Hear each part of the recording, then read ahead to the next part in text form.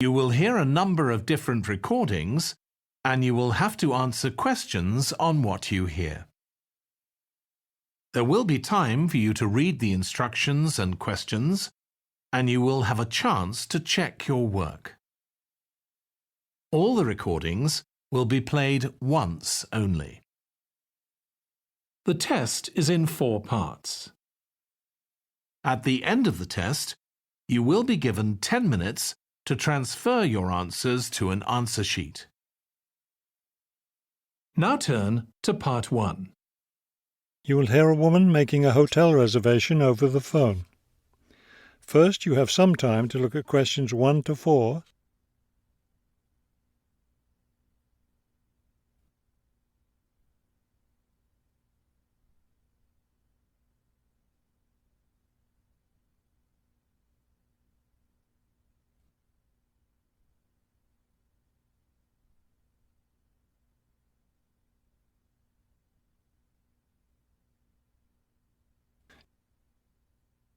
Good afternoon, Grandview Hotel.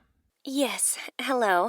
I'm planning to spend a few days in your city next week, and I'd like to, make a reservation. Of course. When did you want to stay here? Next week, Wednesday night and Thursday night. So that's February 13th and 14th. Yes, that's right. And how many guests will there be? Just me. So, do you have a room available? Yes, we do. I'll just need to take some of your information. May I have your name, please? Oh, right, yes. It's Roxanne Wilson. Wilson. Thank you, Miss Wilson. And may I have your credit card number?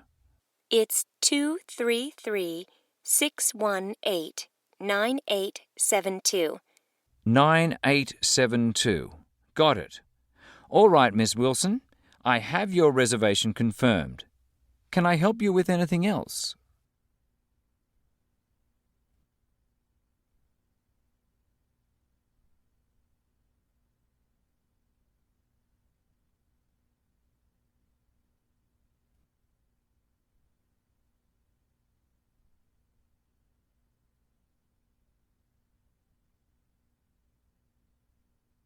Now listen and answer questions 5 to 10.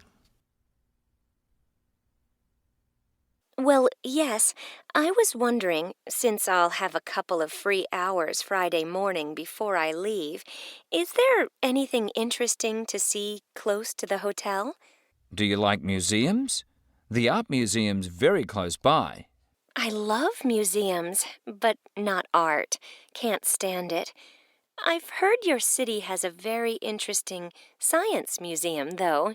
Yes, but unfortunately it's closed in the winter. Are you interested in shopping? Sure, I love shopping. Are there any good stores nearby? Yes, we have a large shopping mall just 2 bus stops away. You take the bus to Monument Square, and it's just half a block from there. Just look for the post office, and you'll see the mall entrance next to it. Fabulous. What about lunch? I hear your city has good restaurants. Yes, there's a nice restaurant very near. It's just across the street from the park. Sounds good. I can have lunch, then walk in the park afterwards. I have one more question. What's the best way to get to the hotel from the airport? Subway is the fastest, of course. There are buses, but they're quite slow. I'll be arriving quite late, after 10 p.m. I thought I might have to take a taxi. The subway runs until midnight. Oh, good. Then I'll do that. Will there be someone at the hotel front desk that late? Oh, yes. The front desk stays open until 2. You now have half a minute to check your answers.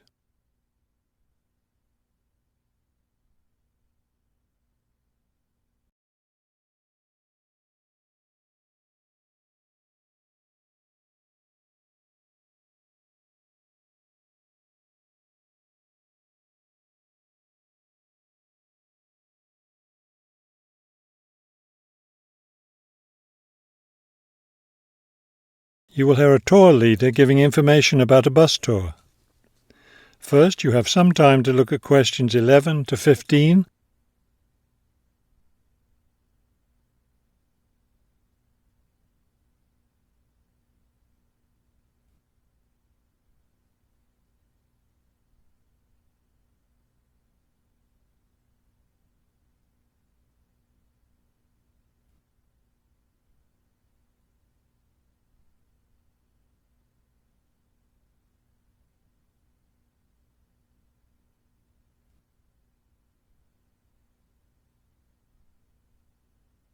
As you listen to the first part of the talk, answer questions 11 to 15.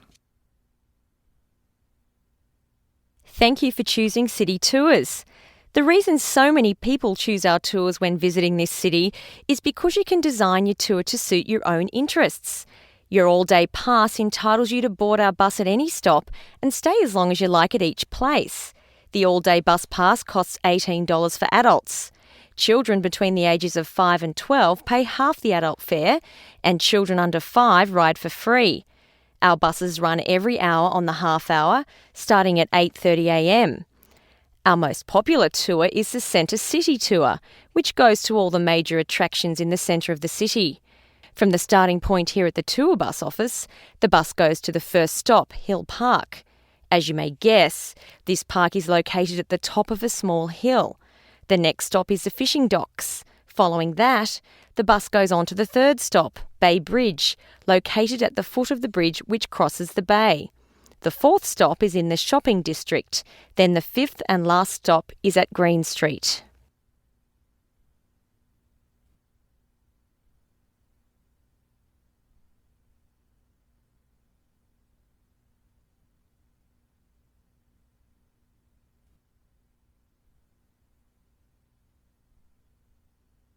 Now listen and answer questions 16 to 20. There are many interesting things to do and see on the Centre City Tour. At the first stop, you can enjoy a spectacular view of the bay, the city, and especially of the fishing docks, which are located at the foot of the hill. At the second stop, you can walk around and look at the boats. Fresh fish from the bay is also for sale here, since this is the place where the fishermen bring in their catch. The next stop is where some of the city's finest seafood restaurants are located, so you might want to plan a lunch stop here. You can eat fresh fish here, prepared in the traditional local way. The fourth stop is, of course, where you can do your shopping. Don't miss the opportunity to purchase some of our city's famous handmade baskets. You'll want to take several home as souvenirs of your visit to our city. Finally, at the last stop on the tour, you can visit one of the oldest buildings in our city, the theatre. This building was built over 400 years ago and is still used today as a place to see plays, musicals and other performances, as well as our annual film festival. You now have half a minute to check your answers.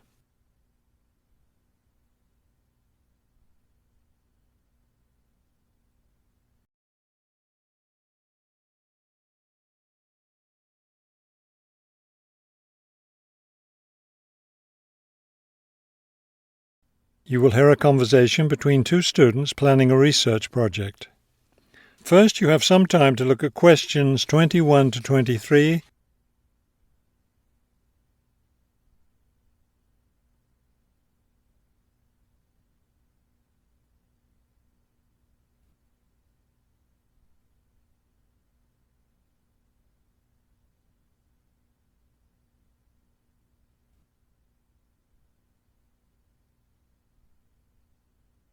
As you listen to the first part of the conversation, answer questions 21 to 23.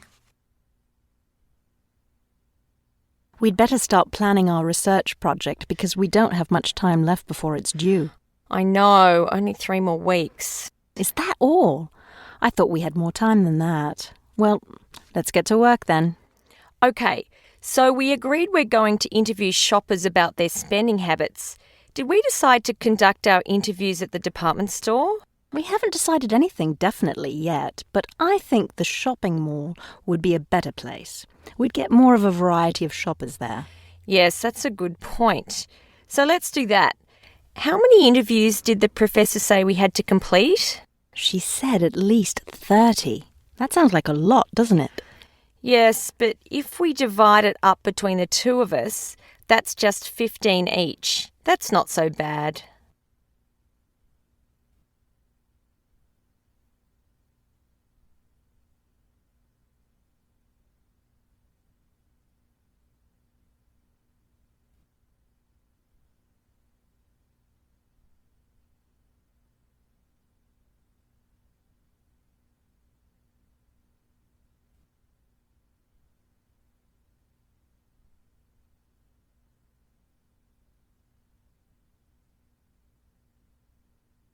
Now listen and answer questions 24 to 30. Okay, so I guess we'd better start designing our questionnaire. Well, we have to do some reading first, don't we? Didn't we say we were going to compare our results to the results of a government study? Right, the government study about how the economic crisis has changed people's spending habits. We want to see if we get similar results. Yes, so we'd better read that first and then design our questionnaire. Then I guess we'll be ready to go out and interview shoppers. No, don't you remember? The professor said she had to approve our questionnaire first before we actually conducted the interviews. Oh, right. So we'll get her approval and then conduct the interviews. I think a Saturday would be the best day for the interviews because everyone's out shopping then. Right, we'll do it on a Saturday then. And let's also plan to get together the next day to analyse the results. It's best to do that while everything's fresh in our minds, don't you think? Sure, that sounds like a good idea. Okay, so then we're going to have to present our results to the class. Do you have any ideas for that? It's an important part of our grade, so I think we should plan it well. Well, I think the obvious thing is to prepare some charts showing our results and how they compare with the government study. That will help make the information a lot clearer to the class. Right. Okay, so we'll draw up some charts of the results. And then that's it. All that will be left to do is give the class presentation. Do you think we can be ready on time? I sure hope so. Let's get started now. You now have half a minute to check your answers.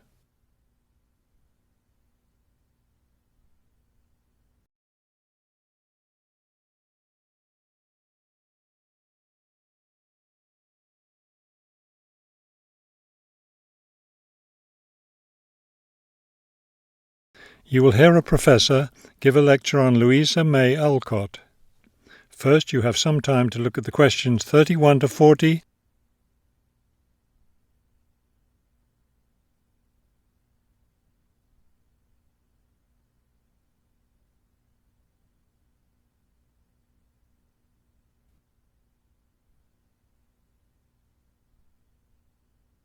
Now listen carefully and complete the timeline in questions 31 to 40. Good afternoon. Today I'd like to continue our discussion of the lives of prominent American writers by talking about Louisa May Alcott, one of the best-known 19th century writers. Alcott is known for her moralistic girls' novels, but she was a much more serious individual than those novels might lead one to believe. She was born in 1832, the daughter of Bronson Alcott, who was one of the founders of the Transcendentalist movement. Bronson Alcott was a philosopher, but not a provider, and the family lived close to poverty. From an early age, Louisa was determined to find a way to improve her family's economic situation. As a teenager, she worked to support her family by taking on a variety of low-paying jobs, including teacher, seamstress, and household servant. Alcott also started writing when she was young. She wrote her first novel when she was just 17 years old, although it wasn't published until many years after her death. It was called The Inheritance. In 1861, the Civil War broke out.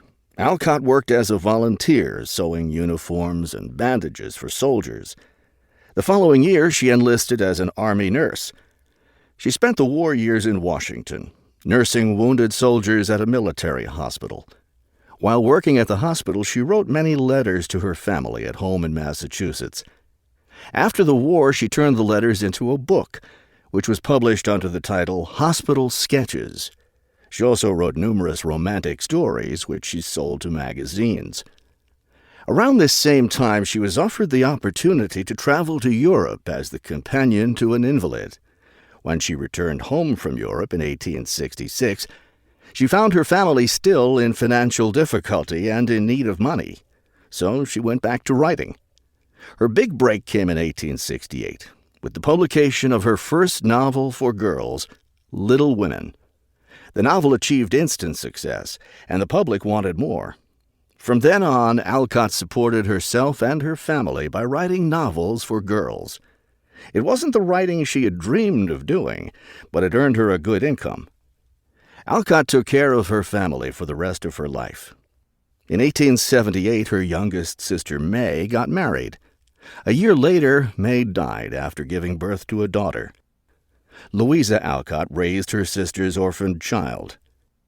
In 1882, Bronson Alcott suffered a stroke.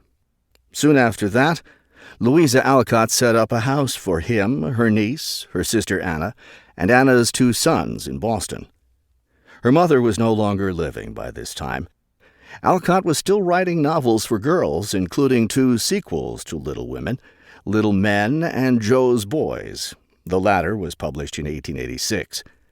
Louisa Alcott had suffered poor health ever since she contracted typhoid fever while working as a war nurse. She died in March of 1888, at the age of 55. She was buried in Concord, Massachusetts.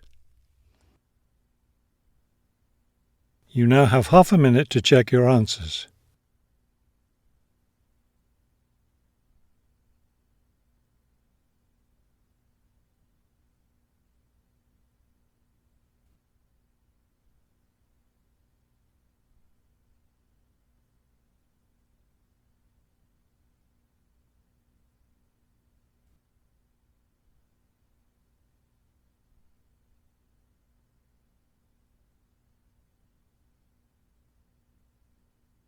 You will now have 10 minutes to transfer your answers to the listening answer sheet.